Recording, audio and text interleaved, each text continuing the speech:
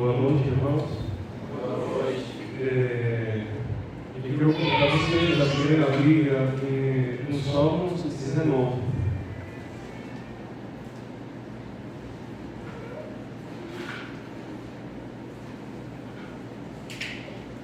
Eu vou fazer a leitura do Salmo e depois a gente vai estar orando e dando início à pregação. Salmo 19, promessa de música, Salmo Davi. O Senhor declara a glória de Deus. O firmamento proclama a obra das suas mãos. Um dia fala isso, outro dia. Uma noite revela a outra noite. Sem discurso nem palavras, não se ouve a sua voz. Mas a voz ressoa por toda a terra e a sua palavra até os confins do mundo. Nos céus ele armou uma tenda para o sol. E ele como um noivo que sai do seu aposento e se lança por sua carreira, com a alegria de um herói. Sai de uma eternidade dos céus e faz o seu trajeto para outra. Nada escapa a seu calor. A lei do Senhor é perfeita e revigora a alma. O testemunho do Senhor são dignos de confiança e torna os sábios inexperientes. Os presentes do Senhor são justos e dão alegria ao coração. Os mandamentos do Senhor são límpidos e trazem luz aos olhos.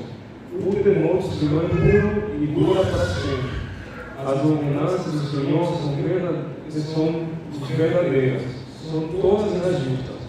São mais desejáveis do que ouro, do que muito ouro puro. São mais doces do que o mel, do que as gotas do favo. Por elas, o teu servo é divertido, a grande recompensa em obedecê-los. Quem pode discernir os próprios erros, absolve dos que se conhecem. Também guarda dos servos os pecados intencionais, e eles não dominam. Então, serei íntegro e inocente de grande transgressão. E a palavra da minha boca e o meditado no coração sejam agradáveis a ti, Senhor, minha rocha e meu resgatador. Oremos. Senhor, quero pedir para que tu possa estar abrindo as nossas mentes, nossos corações, e a tua palavra possa encontrar lugar, Deus, que ela realmente possa estar frutificando e se manifestando todos os dias nas nossas vidas. Que as pessoas ao nosso redor possam se beneficiar, Senhor, da nossa obediência e do nosso entendimento de quem o Senhor é e de quem nós somos em Ti, Senhor. Eu peço que a tua mensagem possa penetrar nos corações, apesar de mim, apesar dos meus pecados, das minhas falhas, Senhor. Eu peço que ela possa nos santificar e nos amoldar um pouco mais a imagem e semelhança do que amamos em Cristo. Essa é a oração do Espírito. Amém. Bom, eu queria dar uma pequena introdução rapidamente do que é os Salmos. Salmos é uma poesia, poderia ser um cântico também. Nós temos diferentes tipos de salmos. Temos salmos de lamentos ao Senhor, temos salmos messiânicos, que é aquele que tem um conteúdo que aponta para o Senhor Jesus Cristo. Temos os salmos de louvor e de ação de graça. Temos salmos de sabedoria, temos salmos de afirmação e confiança, temos salmos de penitência e também temos salmos pregatórios.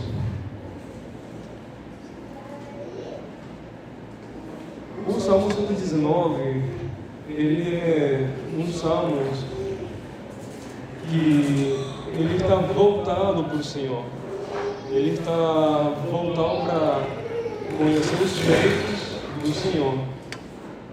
É um salmo messiânico. Davi é o autor desses salmos. Ele sabia bastante sobre a revelação de Deus. Ele foi um salmista que escreveu grande parte dos salmos, sendo que os salmos eles foram divididos em 5 grandes porções. E a primeira, o autor, o maior autor foi Davi. O que quer dizer que passou uma boa parte do seu tempo dedicado à composição dos salmos, que na verdade são poesias de cântico, como eu mencionei anteriormente. Ele, entre tantas habilidades que o Senhor deu a ele, uma dessas habilidades era conseguir compor essas poesias, esses cânticos ao Senhor, de forma que não só ele era beneficiado, mas aqueles que ouviam aqueles cânticos, aqueles que estavam sendo participantes desse momento de Davi, todos eles eram edificados. É um autor que tem o maior número de livros, no que se refere aos Salmos, como eu mencionei. E o interessante é que os Salmos de Davi, eles não são só cânticos ou poesias, eles são bem teológicos. Eles são muito teológicos. Como nós iremos ver, o Salmo 19 faz parte de um desses salmos. Ele, através dos salmos, ele abriu caminho para que servos do Senhor conhecessem o caráter do Senhor, conhecessem a vontade do Senhor, conhecessem um pouco dos atributos de Deus, através de músicas, poesias, e também tem aqueles salmos no quais ele se lamentava, ou ele orava para os inimigos serem punidos, mas sempre registrando o caráter do Senhor.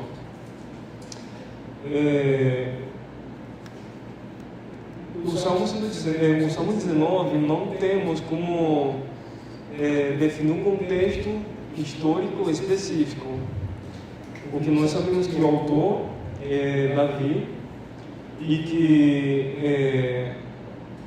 esses salmos ele dá ênfase à revelação geral do Senhor, ele dá também ênfase à sua revelação especial e na forma como ele se comunica com nossos corações, com os corações humanos.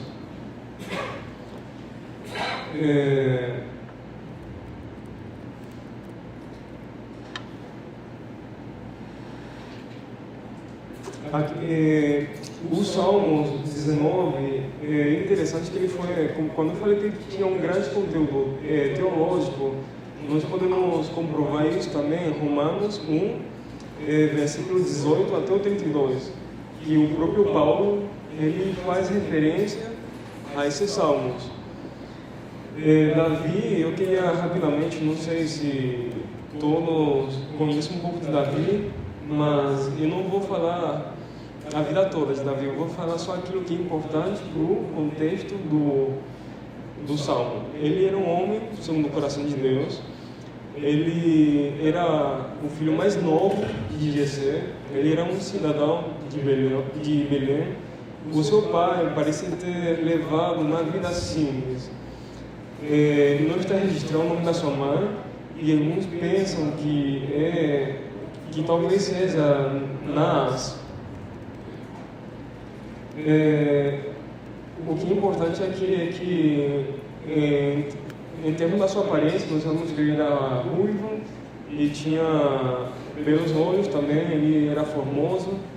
Agora, o que cabe aqui ao contexto é que, quando ele era bem novo, ele tinha a ocupação de cuidar de rebanhos, dos rebanhos do seu pai, levando-os até regiões montanhosas no interior de Judá. E é interessante porque nesse ofício que ele desenvolvia quando muito novo, ele começou também a desenvolver essa sensibilidade em olhar a natureza, em olhar os céus saindo, se opondo, rebanhos. Foi a partir daquele momento que ele começou a ser um pouco mais sensível aquilo que todos nós devíamos ser também sensíveis, que comunica uma mensagem para nós. E Davi não perdeu essa oportunidade. Os seus primeiros feitos foram registrados como fazendo tarefa no campo, como mencionei.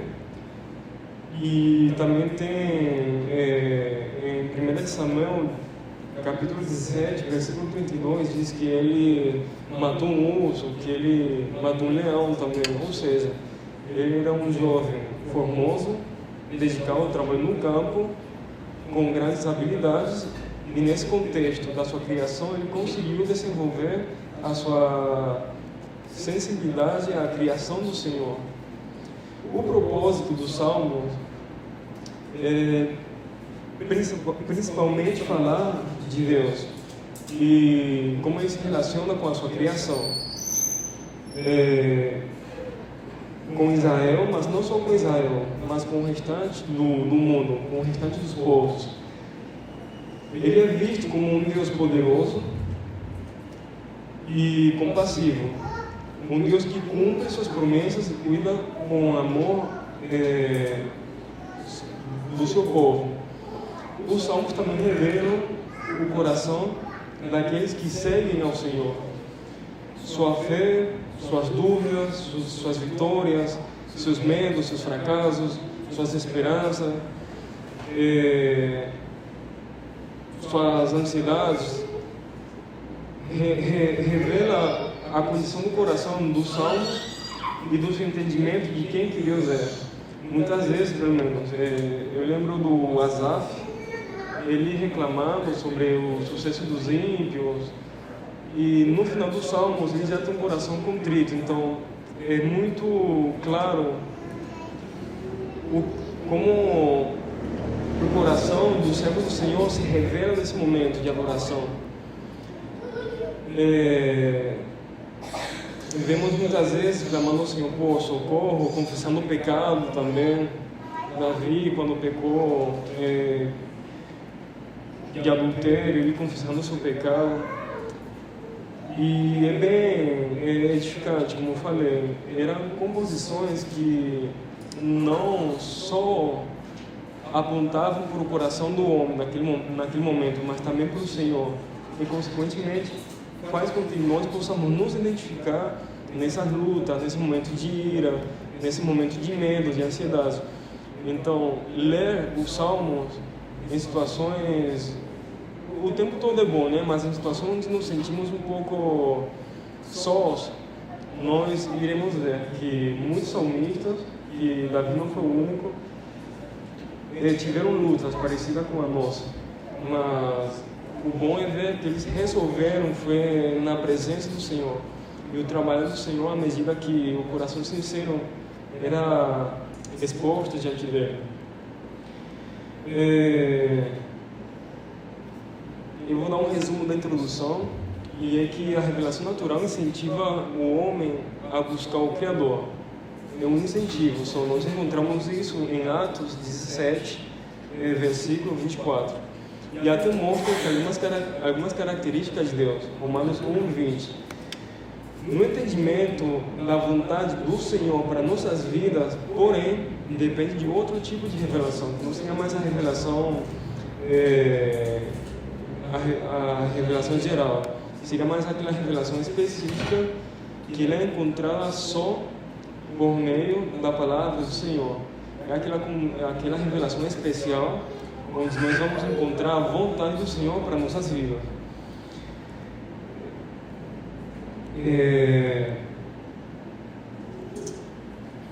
Irei só ler mais uma vez, mas agora vai ser à medida que eu vou expondo o capítulo. O primeiro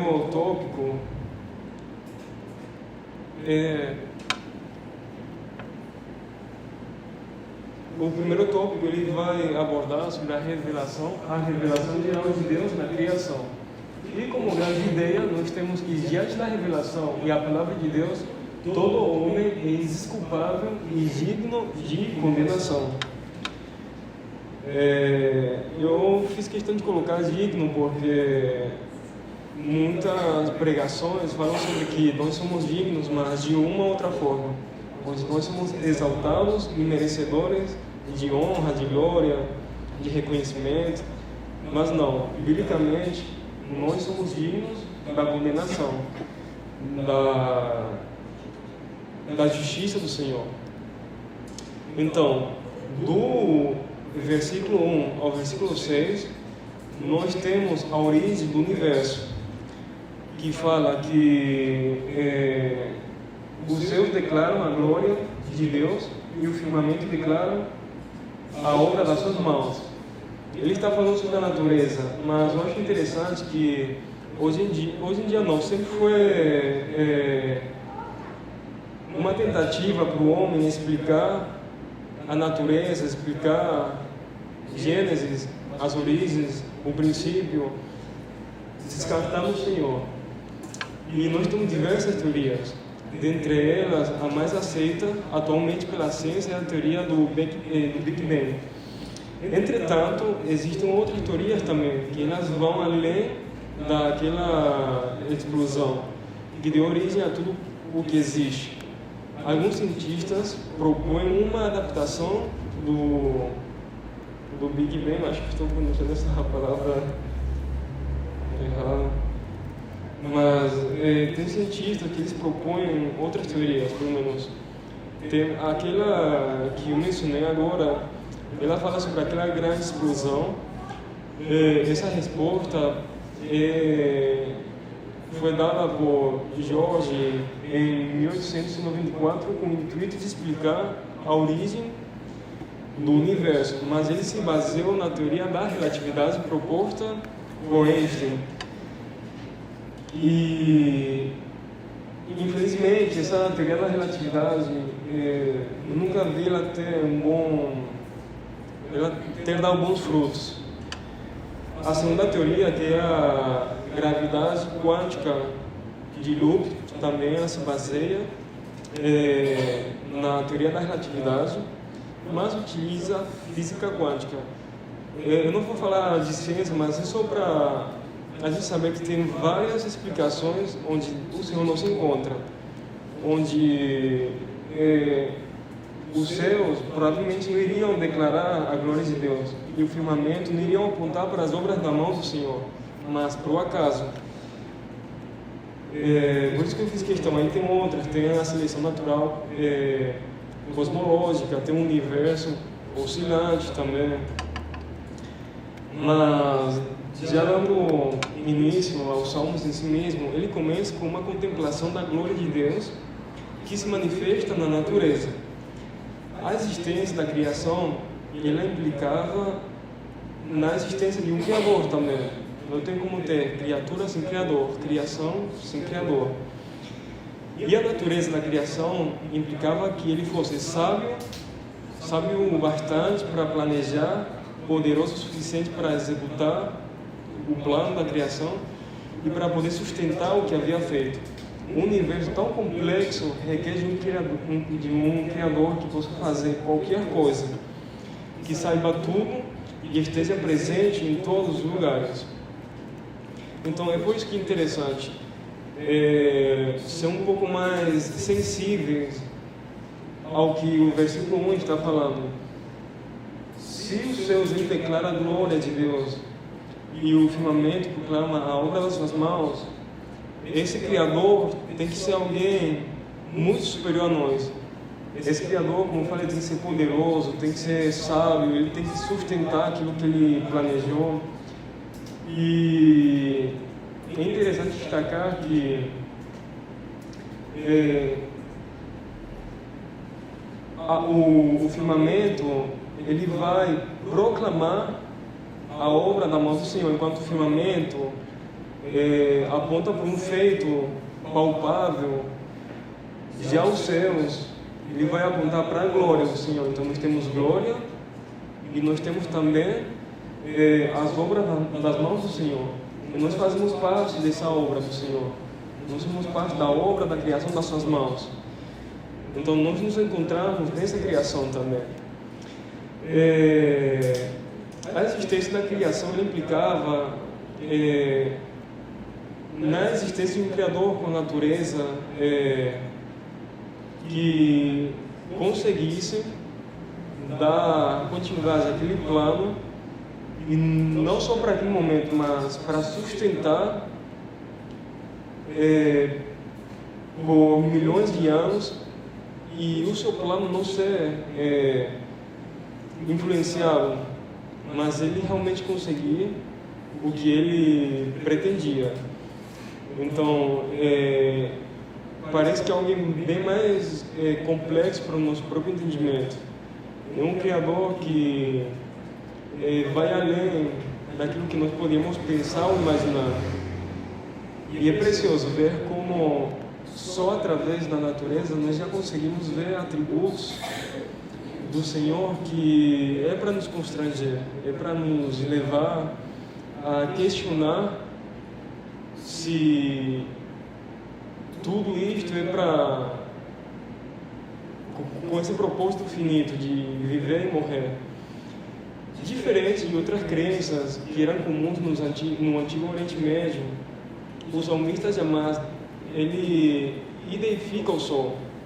Quando ele fala que o sol sai como um noivo, aqui no versículo 4, diz: mas a voz do Senhor ressoa por toda a terra, sua palavra nos no mundo dos céus. No versículo 5, é como um noivo que sai dos aposentos e lança a carreira com a alegria de um herói. Sai de uma extremidade dos céus e faz o seu trajeto até a outra.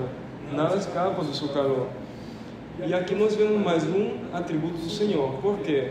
Porque nós temos o sol posicionado no lugar e com um propósito. Então, é um Deus que Ele planeja, faz tudo com um propósito, tudo tem uma ordem. E, na verdade, o salmista, em todo momento, ele enxerga o sol como uma criatura também, que cumpre com obediência o papel que o Senhor estabeleceu. E no lugar que Deus colocou ele. E com o papel que o Senhor determinou. E ele faz esse trajeto, esse percurso, todos os dias, e isso aponta para a grandeza do Senhor. De novo, o próprio sol, ele tem um trajeto, ele tem um propósito. E nós, então, enquanto nós vamos observando como o salmista está enxergando a natureza do Senhor, nós podemos enxergar junto com Ele aquilo que Ele queria transmitir a nós, aquilo que Ele queria revelar do seu caráter. Quando falo de dele ter, daquela manifestação geral. Aqui, aí eu fico pensando, diante desses versículos, que como nós precisamos realmente nos atentar para aquelas coisas que são até comuns, corriqueiras, como a chuva, o vento, o sol, o anoitecer, o clarear do dia, e realmente poder atribuir isso ao Senhor. É maravilhoso poder ter aquela cosmovisão onde o Senhor, o tempo todo, é exaltado por nós. Mesmo naqueles dias de calor, mesmo naqueles dias onde chove, dá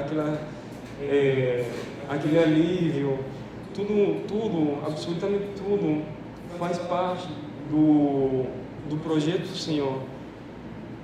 E aponta como Ele realmente um Deus que se importa com a sua criação. E toda ação que a natureza faz em si mesma aponta para o Criador. Não tem, até o momento, algo que possa se igualar às coisas mais simples que o Senhor proveu para nós. Eu percebo isso muitas vezes quando eu estou trabalhando e eu estou com sede, meu Deus. Eu vou lá para um copo de água, compro uma água que é barata, aí eu bebo uma provisão do Senhor que em outros lugares é questão de morte, é questão de privilégio, é questão de pagar um alto preço. E é mais um ato de bondade do Senhor para conosco.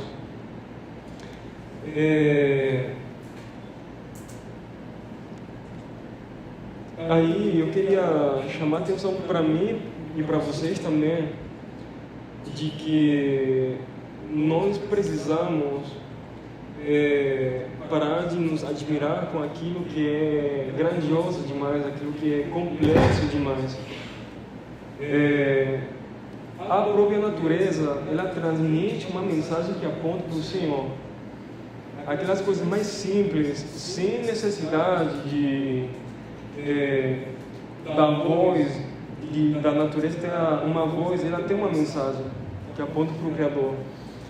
E muitas vezes essas coisas mais simples são motivo de reclamação, são motivo de amargura, quando realmente devia apontar para o cuidado do Senhor para conosco, para a sua grandeza, para a sua grandiosidade, para o seu caráter. A partir do versículo 17 até o versículo 11, nós temos o segundo tópico que fala sobre a revelação especial de Deus. O foco do Salmo, nesse ponto, ele muda da criação do Senhor, daquela revelação geral de Deus, agora para uma revelação mais específica que é através das Escrituras. Aquela revelação, ela fazia com que todo homem se tornasse desculpado diante da presença do Senhor, porque ao invés de retribuir glória para Ele, é retribuída aquela glória para qualquer outro Deus que nós possamos levantar no nosso coração. Então, todo homem pode contemplar do caráter do Senhor, e só isso já é um fato para nós merecermos a condenação, caso não nos atentarmos para o caráter de Deus revelado através da natureza. Já aqui, a partir do versículo 7, na revelação especial das Escrituras, o salmista ele fala sobre a perfeição, sobre a sabedoria, sobre a alegria, sobre a pureza da lei do Senhor. Portanto, nessa sessão, Davi ele faz um contraste entre a mensagem silenciosa da natureza, que continua trazendo a mensagem do Senhor no seu caráter, com a revelação explícita e direta de Deus por meio da sua palavra. Especificamente no versículo 7, fala sobre a lei do Senhor é perfeita e revigora a alma. Os testemunhos do Senhor são dignos de confiança e torna sábios os inexperientes. O salmista ele reflete sobre a perfeição da lei do Senhor, que tem o poder de revigorar a alma do homem. O testemunho do Senhor é fonte de sabedoria para aqueles que buscam conhecimento, para aqueles que buscam orientação. No versículo seguinte, que é o versículo 8, ele diz: os preceitos do Senhor são justos e dão alegria ao coração. Os mandamentos do Senhor são límpidos e trazem luz aos olhos. Ele fala sobre os preceitos divinos, como eles são justos, como os mandamentos são claros e proporcionam alegria aos corações. O mandamento do Senhor realmente ilumina, e o que é interessante, ainda assim nos recompensa. A obediência ao Senhor através da sua palavra, através dos mandamentos, traz recompensa para nós. Depois o salmista ele também diz que o temor do Senhor é puro e eterno. e os seus juízos são justos e verdadeiros. É interessante notar que neste verso Davi ele aplica uma sequência de substantivos numa lista que inclui a lei, o testemunho, os preceitos, o mandamento, os juízos, o temor ao Senhor. E esses substantivos são seguidos por adjetivos também, ou seja, ele começa a descrever: eles são os perfeitos, a lei do Senhor é fiel, é reto, é puro, é verdadeiro, cujos efeitos são expressos pelos verbos restaurar e instruir. Ou seja, ele nos instrui, ele nos restaura a alma e nos instrui em sabedoria. Ele nos alegra e também nos ilumina. Consequentemente, todo esse conhecimento do Senhor tem um valor incomparável. E nós temos aqui que ele compara com o ouro e vai comparar também com o mel. Ele supera as riquezas terrenas, como o ouro, e as delícias, como o mel. A revelação de Deus, através da sua palavra, ela orienta e adverte, e também esclarece. Quem guarda o mandamento do Senhor é recompensado com bênçãos espirituais e a alegria de viver em harmonia com a vontade de Deus.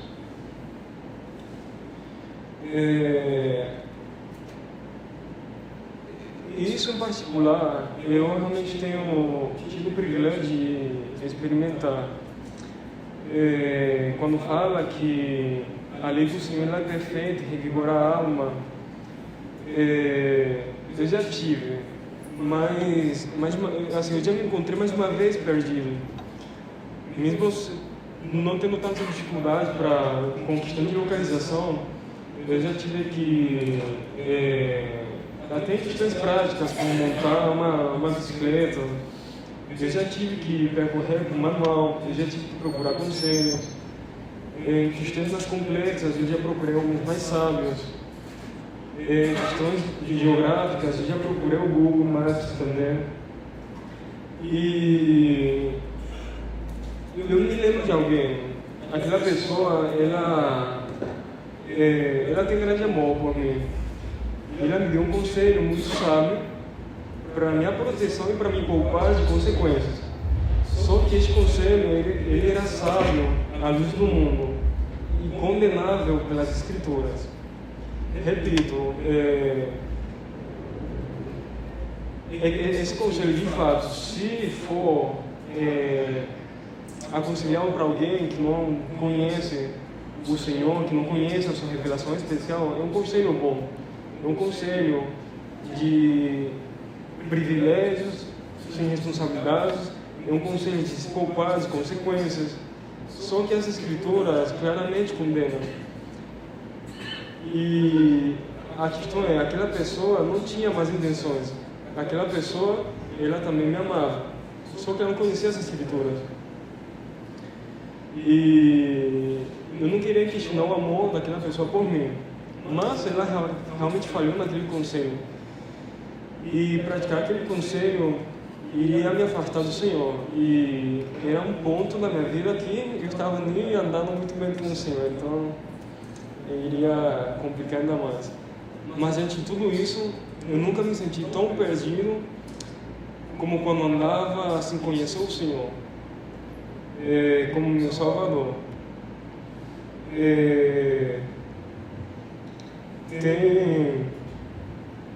Tem irmãos que eles podem testemunhar isso também. Eu me lembro de um aniversário também que eu tive, e foi na casa do meu ex-patrão, né? E a esposa dele falou que ela achou interessante quando chega na igreja, que ela de alguém perdido, mas não perdido de questão geográfica, cultural, mas que realmente vi alguém perdido. Eu fiquei, até agora não esqueço, né, desse momento, porque culturalmente, aqui no Brasil, no momento do aniversário, as pessoas falam do aniversariante, né? E comigo não foi diferente também. Eu tive esse momento e, entre tantos outros, foi interessante que era uma coisa tão clara para aqueles que estavam com o Senhor, mas tão distante para mim que andava sem Ele, que não me achava tão distante assim. E agora, a forma de me sentir perdido no momento que eu já conheço o Senhor é quando eu peco com o Senhor e eu me sinto distante dele. Então, o pecado continua a trazer aquela separação da presença do Senhor, não da salvação, mas de usufruir da palavra do Senhor como se realmente fosse mel, como se realmente tivesse um valor que supera o ouro. O pecado traz esse efeito, mas Ele proveu um advogado a quem eu posso confessar meus pecados e com arrependimento sincero, eu sei que Ele irá me perdoar. Sim, de fato, a palavra do Senhor é útil para a vida e para a piedade. Então, o seu valor, mesmo sendo eterno, ele tem um valor presente também. E só nas Escrituras nós encontramos aqueles conselhos. É só nas Escrituras que nós iremos ter um mapa para poder viver e enxergar com clareza a vontade do Senhor. Então, como aplicação, é que mesmo não entrando em detalhes, nem sendo muito claro com aquela ilustração daquele conselho que eu recebi, que foi baseado em fatos reais, quero que vocês se lembrem, e eu também quero me lembrar que o Senhor ele não erra, e a única forma de usufruir da doçura e do valor imensurável do seu caráter é através das Escrituras. Eu posso questionar o conselho de alguém que vive e se faz morrer por mim, não por arrogância nem por orgulho, mas por temor e humildade diante do Senhor. Então, às vezes um pouco difícil, mas é um fato. Mesmo alguém que esteja disposto a morrer por mim, sem conhecer o Senhor, eu tenho que questionar, à luz da palavra, todo o conselho. Porque se tem alguém que não só se faz, mas quem morreu por mim foi Cristo. Então tem um peso maior. E realmente o Senhor, Ele sabe, Ele traz essa instrução para a nossa vida, para a nossa piedade. Então, a partir desse versículo 7 até o versículo 11, nós encontramos essa revelação especial do Senhor, que ela se encontra só nas Escrituras, que nós temos acesso só através da sua palavra e que nós podemos usufruir daquelas recompensas que fala o versículo 11 só através da obediência. Então, se eu reconhecer que a anatomia é complexa, que a biologia é complexa, mas ficar naquilo, isso não tem um diferencial eterno. A justiça e a condenação vão vir da mesma forma. Mesmo sabendo que tem alguém, e tem pessoas, realmente, tem cientistas, tem pessoas que dizem que existe um Criador, mas não querem reconhecer que esse Criador é o Senhor e que Ele se encontra nas Escrituras, que nós podemos acessar Ele através das Escrituras. Eu não lembro se é uma frase ou alguém que falou para mim, mas é mais ou menos assim: se Deus não existisse, mas eu obedecer a palavra, não vai ter nenhuma consequência. Mas se Deus existir realmente e não obedecer, vai ter consequência. Então é melhor obedecer. E parece uma coisa boa, mas não é. Só que, de novo, aquela revelação geral, aquele conhecimento de que talvez existe um Deus não é suficiente. E para finalizarmos, no terceiro tópico, ele fala sobre a revelação de Deus comunicada no coração humano. Ele vai do versículo 12 até o versículo 14. Quem pode discernir os próprios erros absorve os que desconhecem. também guarda para os servos os pecados intencionais, que eles não me dominem, então serei íntegro, inocente e de grande transgressão. Que as palavras da minha boca e a meditação do meu coração sejam agradáveis a Ti, Senhor, minha rocha, meu resgatador. Nos versículos finais, o salmista ele se volta para a introspecção e a súplica pessoal. Ele reconhece sua própria falhabilidade e a dificuldade de discernir os erros. Isso quer dizer que o salmista sabe que viola o ensino de Deus, tanto de forma consciente quanto de forma inconsciente. Então, ele ora para Deus, para que Deus o perdoe e para que o Senhor possa proteger daqueles pecados intencionais, e igualmente daqueles pecados que ele nem mesmo percebe ter cometido. Isso daqui, para mim, ele realmente tem um grande impacto, porque com aquele conselho que mencionei, bom, entre aspas, mas sim, um bom discernimento do certo e errado, como que eu posso me conduzir, como que eu posso proceder, como que eu posso me avaliar sem as Escrituras? Sendo que o salmista, um homem segundo o coração de Deus, um homem que pecou, errou, confessou seus pecados, se arrependeu, buscou o Senhor, reconhece sua incapacidade, muitas vezes, de reconhecer aqueles pecados que não são intencionais. Eu fico pensando, quanto mais eu, que não tenho toda essa caminhada, não tenho toda essa experiência, eu não tenho toda aquela vivência com o Senhor, mesmo assim ele tem essa humildade de pedir ao Senhor que lhe ajude a discernir. E eu creio que esse ponto, para o crente que tenta realmente viver à luz da palavra, ele tem um peso, porque passa daquilo que é do certo e errado para aquilo que é bom, para aquilo que convém, para aquilo que é melhor.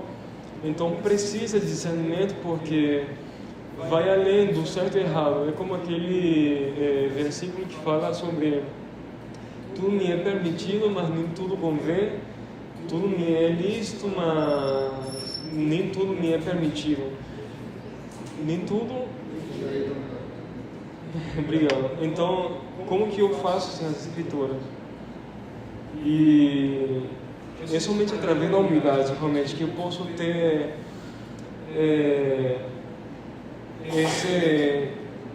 esse coração disposto a se avaliar à luz das Escrituras, não avaliações externas, não avaliações pessoais com o coração corrupto como ele é, mas de uma avaliação que lá provém digna de confiança, de uma avaliação sábia, de uma avaliação justa, de uma avaliação que vai trazer alegria ao coração, de uma avaliação que vai trazer luz para os meus olhos, ou seja, de uma avaliação que vai realmente me questionar de forma verdadeira, me aproximar do Senhor.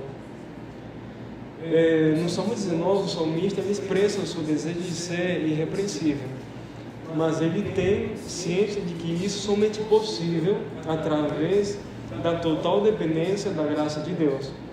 Dessa forma, Davi encerra os Salmos com uma oração, para que suas palavras e seus pensamentos sejam agradáveis a Deus. E mais uma vez ele declara que o Senhor é seu rochedo e redentor. Então, eu gostaria, sinceramente, que esse desejo possa estar nos corações, no coração de vocês, no meu também. Nesse tópico, particularmente, não coloquei no meu esboço ilustração nem aplicação, porque nele eu tenho um pouco mais de convivência, porque ele me faz lembrar muito de Romanos 7, que é um dos versículos que fazem parte da minha conversão. Então, a sinceridade de coração vai fazer com que eu me identifique como alguém que luta com o pecado, como alguém que realmente tem inclinações pecaminosas, mesmo que não sejam vistas aos olhos dos homens. O Senhor consegue enxergar, Ele vem além do exterior, né? E justamente Romanos 7 fala sobre isso, sobre aquela luta contra o pecado, aquela luta de querer fazer no íntimo certo, mas acabar fazendo o errado. Aquela luta contra a carne e o espírito constantemente. E Davi, na sua sinceridade, ele também reconhece, suplica ao Senhor para que Ele possa lhe dar aquele discernimento que eu oro que eu também possa ter. E para concluir, portanto, o servo de Deus só pode ser guiado pelo Senhor, pelo seu Senhor, se tomar e ler as instruções, se pegar aquele mapa para a sua vida, em lugar de tentar adivinhar o que a Bíblia talvez quer dizer, quem que Deus talvez possa ser. Ou pior, querer colocar sobre sua autoridade, sobre sua autoria, o que ela nem sequer diz, que é o caso de Eva, né, pelo menos. Eu posso nem tocar aquele fruto. Então, a leitura da palavra, realmente ela vai me poder fazer ter uma clareza da vontade do Senhor e que, de fato, ela é expressa nas Escrituras. Então, eu devo lançar mão desse privilégio que eu tenho e poder buscar esse discernimento, para poder ter essa avaliação sincera. O conhecimento do Salvador, ele é contido na mensagem graciosa da cruz de Cristo, e a perfeita ética cristã moldada pelo próprio Senhor só são acessíveis ao homem por meio da palavra de Deus. Afinal, ditados e provérbios populares podem ser interessantes, eles podem ser corretos e podem ser até úteis, mas jamais podem tomar o homem aceitável ou santo ou nem justo diante dos sonhos do Senhor. Então, só enfatizar que não há uma boa ética, não há um bom comportamento, não há um ditado que possa me colocar numa posição aceitável diante do Senhor, a não ser as Escrituras. Teve a ilustração eu esqueci o nome dele. Ele disse que ele estava entrando num restaurante e as pessoas estavam falando baixo. Aí um pediu para o outro calar que aquele homem estava entrando. Aquele homem era um pregador. Aí ele diz, pastor, e falou o nome dele. Não é verdade que a Escritura diz que a mulher não pode ser tocada nem com uma rosa? Aí ele diz, eu concordo com o princípio, mas nas Escrituras isso não está dessa forma. Então, mesmo a intenção sendo boa, só através da Escritura eu vou ter um discernimento maior, além de uma frase com significado não vazio, mas com uma profundeza que vai fazer a minha alma realmente poder ser revigorada. Eu irei concluir orando. Senhor, eu quero agradecer pela sua palavra. Eu sou grato porque o Senhor continua a nos constranger diante da sua presença, diante do seu amor. E eu peço que nós possamos ser fiéis a Ti, Senhor, e retribuir toda a sua bondade com uma dependência absoluta da Tua palavra, Deus. Eu peço que nós não venhamos nos envergonhar da Tua palavra, que ela é vida para nós, Senhor. Obrigado por nos salvar, obrigado por se manifestar além da natureza, além daquela revelação geral, Senhor. Obrigado por se revelar pessoalmente a nós. Eu peço que isso realmente tenha um impacto na nossa forma de pensar, de agir, de discernir, de avaliar o certo e o errado, mas também aquilo que convém, de que possamos ir além dos preceitos deste mundo, Senhor. Que nós não venhamos nos amoldar ou nos conformar. Que seja a Tua palavra aquela que sonhe nos corações aquela que nos purifica, aquela que nos faz aprovado diante de Ti, através da obra de Cristo, Senhor. Essa é a minha oração em Jesus Cristo. Amém.